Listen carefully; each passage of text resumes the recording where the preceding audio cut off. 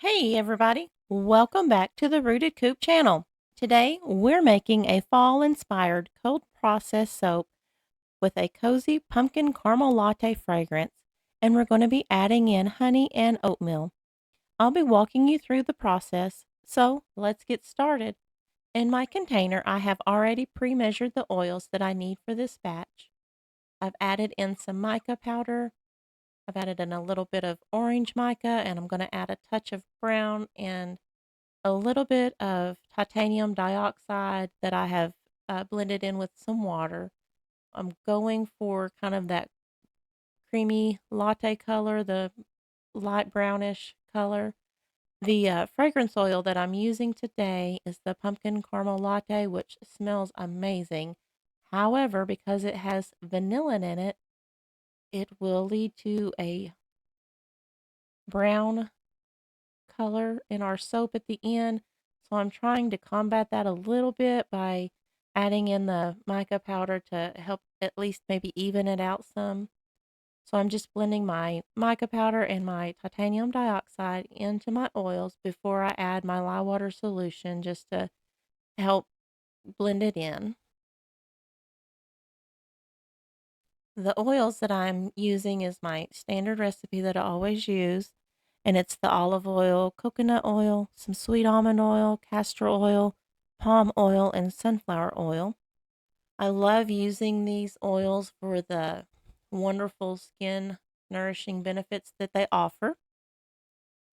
The olive oil is fantastic for that gentle moisturizing soap, while the coconut helps to give a lovely lather that we all love.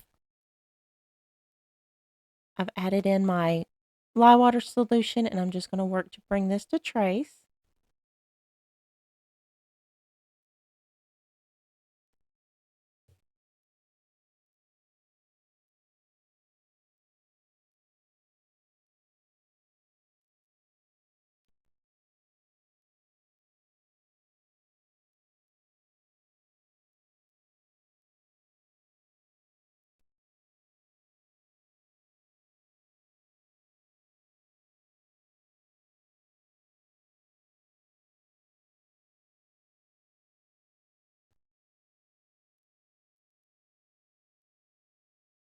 Just adding in my fragrance oil here. Again, this is a pumpkin caramel latte, and it smells so good, and it just works perfectly for the fall line. I've got my honey here that I've pre-measured, and I added a little bit of the oil from the batch to this to try to help make it a little easier to get it out of my container. And then I've measured out my oats as well, and I'll be adding those next.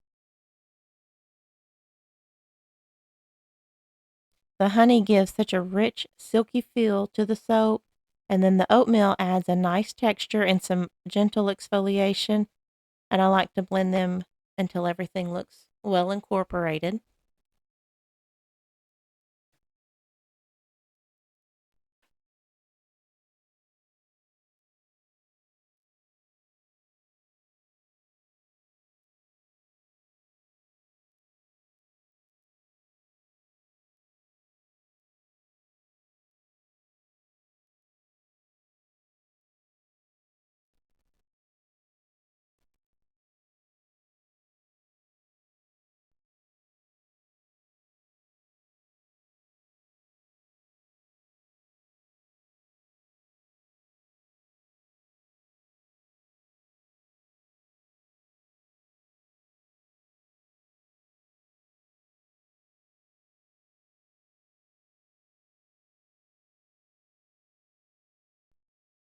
I love making the oatmeal and honey soap for the natural additives, honey for its soothing properties, and oatmeal for that gentle exfoliation.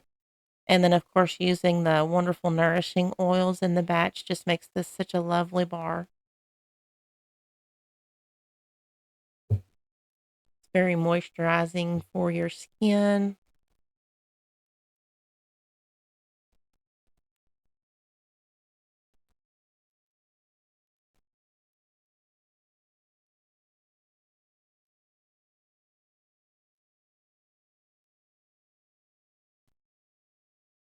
And what I'm going to do with this, I'm making this batch and I'm going to split it between the loaves here because I'm making 2 loaves of this.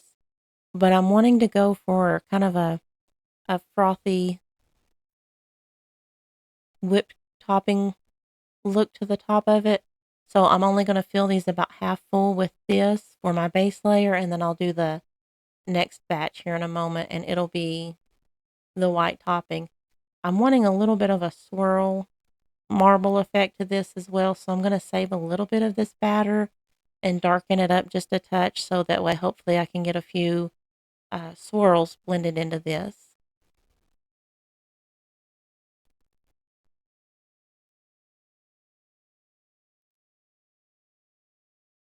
I didn't do a whole lot of autumn or seasonal soaps for that matter this year.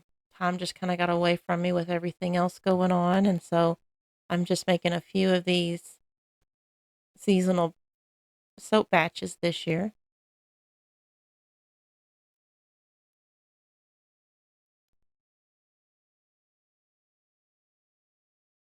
I've just added a little bit of additional brown mica powder to this just to give it a little bit of a swirl in it to break the color up just a little bit. Again, I'm not for sure just how dark the vanillin is going to end up turning this at the time that I'm making it, so I thought I would kind of lean into it a little bit and have a little bit of colors to it.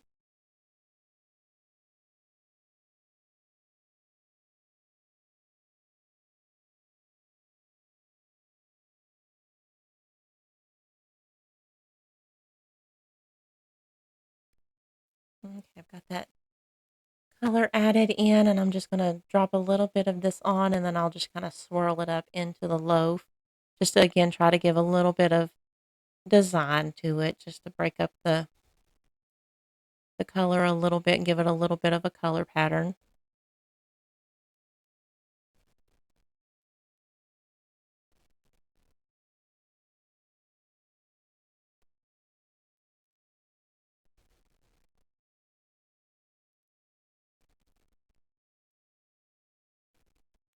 And I've just got my old trusty chopstick, and again, I'm just gonna in the mold here rather, just try to swirl it up just to break up that solid color just a touch.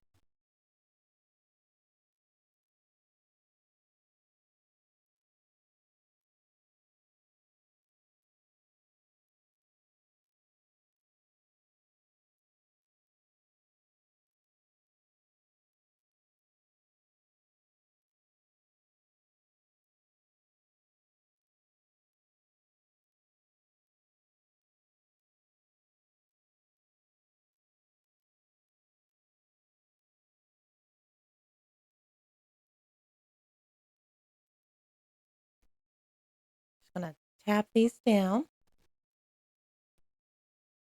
and then now I'm moving on to making our foam to go on top of it. Again, it's the exact same recipe. I'm adding in some titanium dioxide that I had already mixed with some water. And I'm hoping to combat the vanillin to keep it from going a dark brown, to where at least it'll have a little bit of creaminess look to it once it's completed.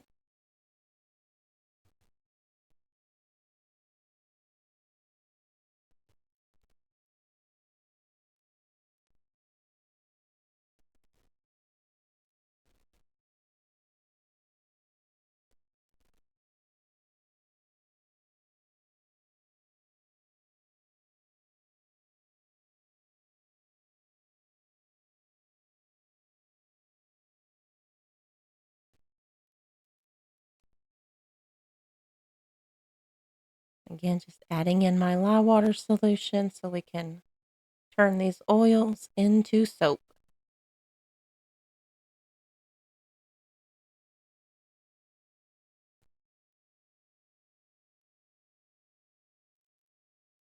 I thought I would answer a few common questions that I have received and that I typically get asked while we're making this up.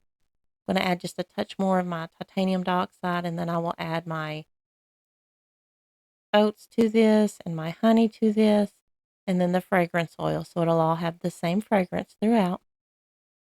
But I've been asked before why you use lye in soap making. And while using lye can sound intimidating, lye is essential to turn oils into soap through a process called saponification. Once the soap cures, there is no lye left in the finished bars. It's all been transformed into soap, leaving you with a gentle and safe product. It is also important to use a lye calculator. I use soapcalc.net and run my recipes through there to make sure that I am using the correct amounts. And you're able with that to calculate what recipe works best for you and your needs. And that way you can ensure that you're creating a wonderful bar, a safe bar. Um, you can experiment and play around with what the different oils, how it would turn out a little bit. You won't know exactly until you try it out, of course, but you can get an idea of the cleansing properties or the hardness or the bubbles or whatever that you're looking for in your particular bar of soap, batch of soap. And then I've also been asked about the oil clogging the drain.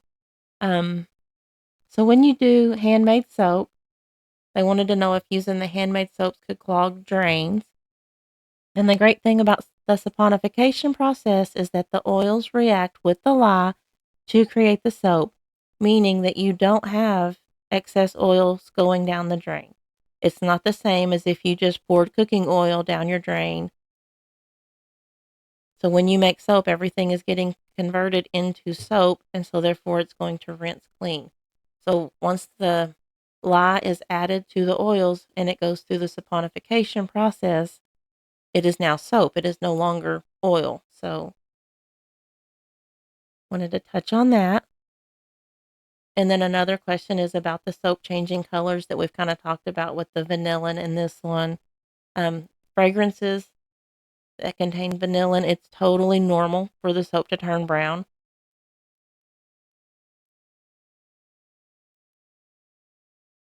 That's just one of the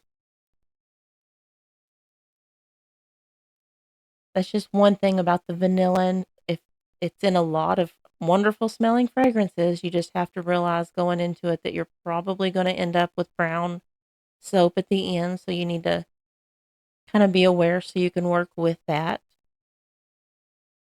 or accept it for how it turns out. So now we are ready to do the cut. This is the next day. They look beautiful right now.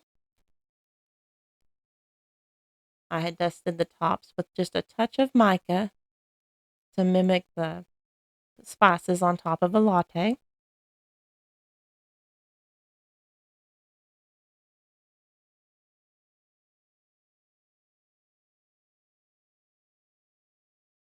And I had let it sit for 24 hours after making before I did the cut.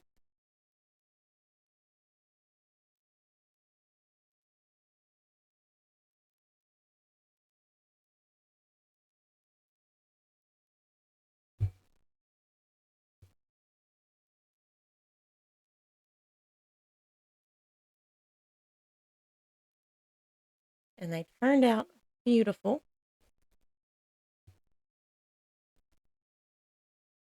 But again, this is 24 hours after, and of course, it's going to need to sit for 4 to 6 weeks before it's ready.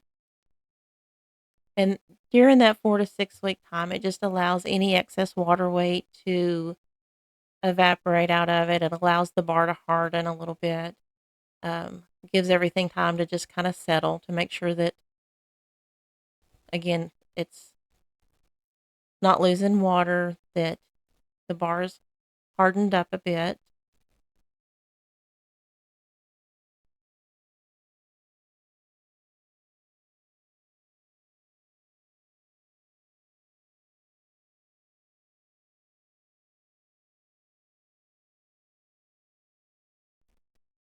You can see the oat flakes in there.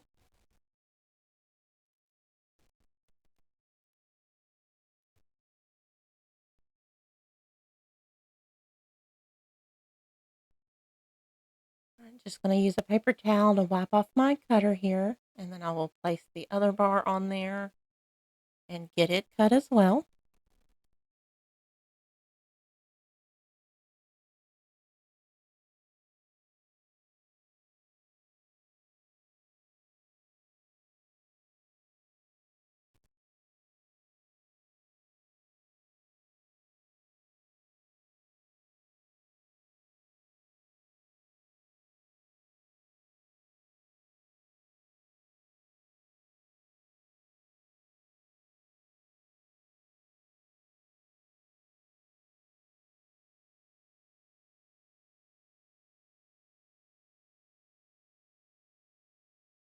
And there's the second loaf. Now I have added in, so be sure and stick around to the end. I've added in what the soap ended up looking like after a couple of weeks on the curing rack, so you can see just how much the vanillin played a role in darkening up these bars.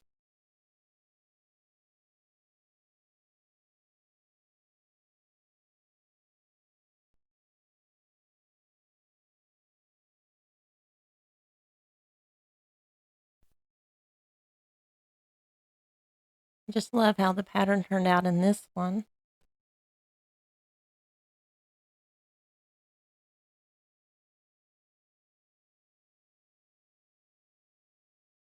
And here is what they turned into after sitting on the curing rack for a couple of weeks. They've gone ahead and they've all turned a deep dark brown, which is still a beautiful soap. The fragrance is absolutely amazing and they're wonderful bars.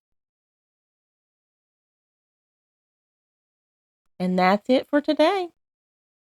Thanks for hanging out with me as we made this fall-inspired oatmeal and honey soap. Don't forget to like, subscribe, and hit that notification bell so you don't miss out on future videos. As always, stay clean, stay creative, stay rooted.